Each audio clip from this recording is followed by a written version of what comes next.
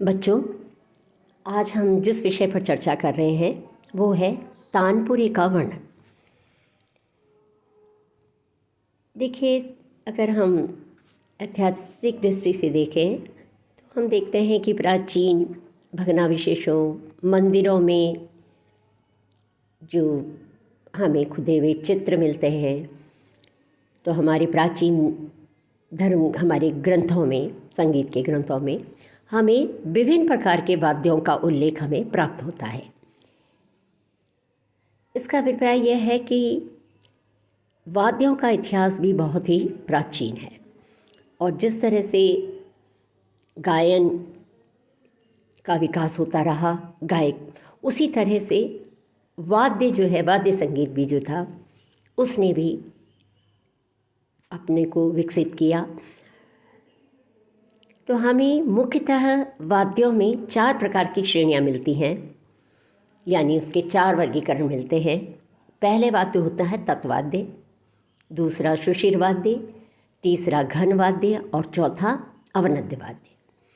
यानी तत्वाद्य वे वाद्य होते हैं जिनमें की स्वर उत्पत्ति तारों पे को छेड़ने से होती है। यानी तारों पर को यदि हम उंगली से छेड़े या उसमें मिज़राब, जवा आदि से उसको छेड़ें तो उससे जो उत्पत्ति होती है, तो ऐसे वाद्य जो हैं वो तत्वाद्य या तंत्रवाद्य कहलाते हैं। तो इसकी भी मतलब दोष इसमें इसके शाखाएं हैं। एक तो तत्वाद्य, दूसरा वितत्वाद्य। यानी तत्वाद्य वो वाद्य होते हैं जिन साजों को हम उंगली से या मिज़राब आदि से बजाते हैं, तो वो जैसे सितार, सरोद, वीणा, तानपुरा, ये जो है तंत्रवाद्य के अंतर्गत तत्वाद्यों की श्रेणी में आते हैं। और दूसरी श्रेणी इसकी शाखा जो वो है वितत, यानी कि जिनको हम गज या स्टिक और इस तरह से बजाए जाते हैं, बो जिसको कहते हैं, जैसे इसराज, सारंगी, वायलिन, तो वो वितत वाद्यों की श्रेणी में आते हैं। दूसरे वाद्य होते हैं सुषिर वाद्य, यानी जिनमें स्वर उत्पत्ति फूंक के द्वारा या वायु के कंपन द्वारा होती है, वो सुषिर वाद्य कहलाते हैं। जैसे बांसुरी, हारमोनियम, शहनाई, शंख आदि। इसी तरह से घन वाद्य में स्वर उत्पत्ति जिनमें लकड़ी अथवा किसी धातु के आघात से होती है, उसे घन वाद्य कहते हैं। जैसे जल तरंग, मजीरे, झांझ, खड़ताल इत्यादि।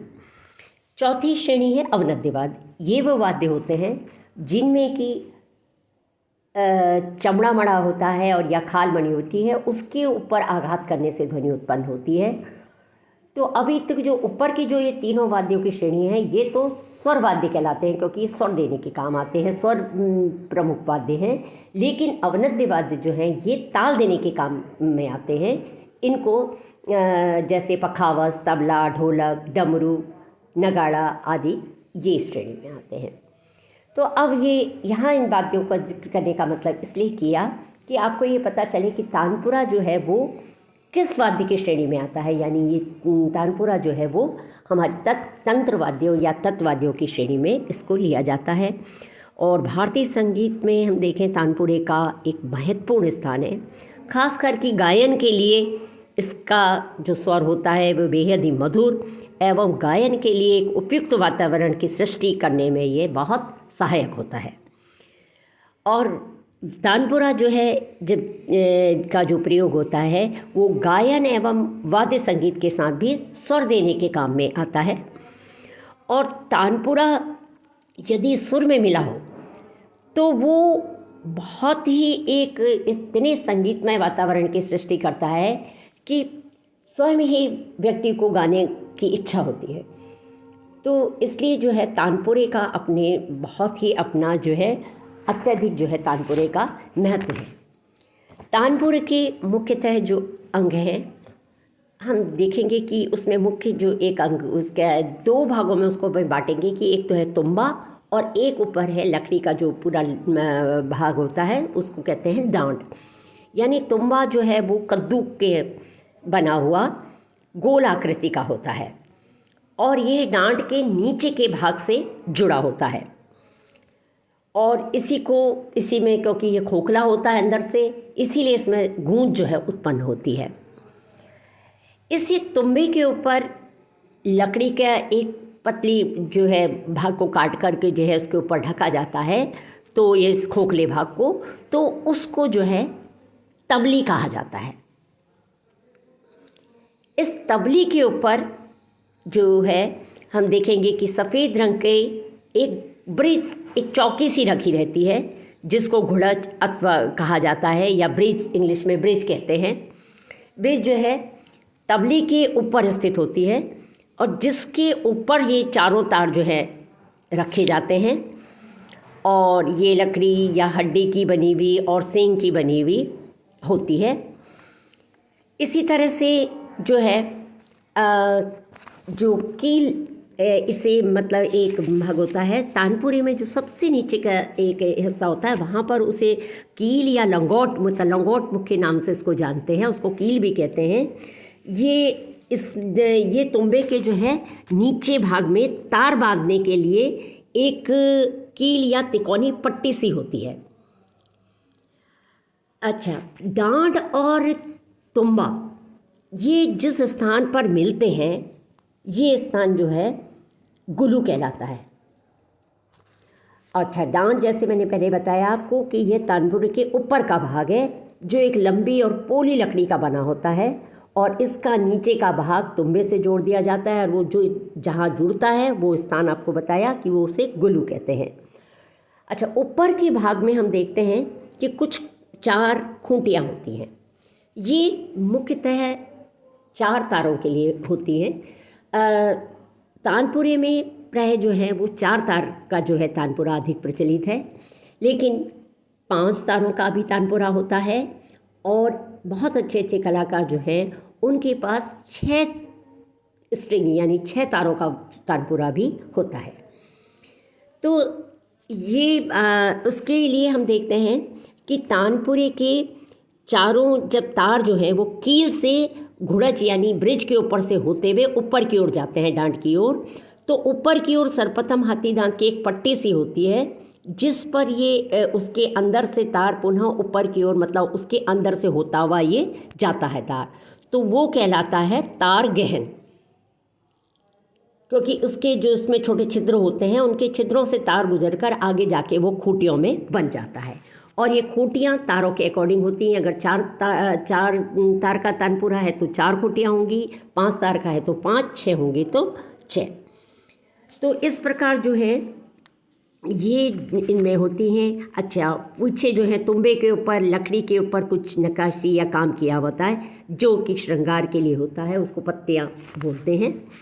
और छोटा इसमें हम देखेंगे कि स्वरों के ऊपर के सूक्ष्म अंतर को ठीक करने के लिए मोती अथवा हाथी दांत के कोई छोटे छोटे टुकड़े जो हैं वो तानपुरे के चारों तारों में घुड़च और कील के बीच अलग अलग पिरोए जाते हैं, जिनको कि मनका कहते हैं, मनका या मोती कहलाते हैं।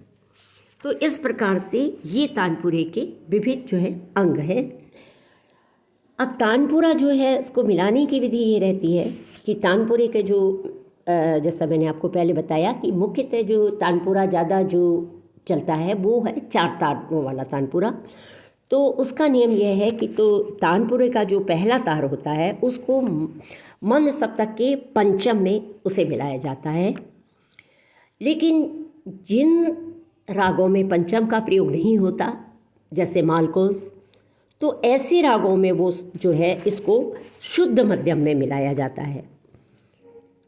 लेकिन कुछ राग ऐसे भी होते हैं जिसमें ना तो पंचम लगता है और ना ही शुद्ध मध्यम होता है। अब जैसे कि पूरिया और मारवाड़, तो ऐसे में इन रागों में जो क्या होता है, जो नी है वो प्रबल होता है, तो इसलिए ये पहला तार जो है वो नी में मिलाया जाता है।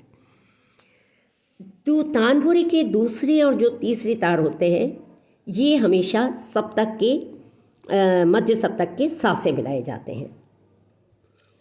और जो चौथा और अंतिम तार जो पीतल का होता है ये मंद्र षडस से इसको मिलाते हैं, और यह तार अन्य तारों की अपेक्षा थोड़ा मोटा होता है। तो इस प्रकार जो इसका क्रम बैठता है वो पहले बैठता है प सा, और यदि उसमें पंचम वर्जित है तो म सा। और जैसा बताया आपको पहले कि अगर पंचम भी नहीं है उस राग में और मध्यम भी शुद्ध मध्यम नहीं है और तो उसमें नी प्रबल है, तो वो नी शुद्ध नी में मिलेगा पहला तार, और फिर नी सा इस क्रम में वो मिलेगा। तो इस प्रकार जो है जब तानपुरे को हम मिलाते हैं तो जो अधिक उतार चढ़ाव के लिए उसमें खूंटियों का प्रयोग करते हैं। खूंटी द्वारा हम तार को चढ़ाते उतारते हैं। और लेकिन यदि थोड़ा सा स्वरों का अंतर रहता है तो उसके लिए जो है मनके का प्रयोग यानी मन का यानी मोती का जो है प्रयोग जो है किया जाता है। तो इस प्रकार जो है ये तानपुरा मिलाया जाता है और ये इसके है। और गायन के लिए तो तानपुरा जो है उसका एक तरह से जान है और प्रत्येक विद्यार्थी को इसलिए इसके लिए आवश्यक है कि इसका स्वर में हो, तानपुरे को उसको मिलाना आए, क्योंकि इससे उसका स्वर ज्ञान जो है मजबूत होता है। Thank you.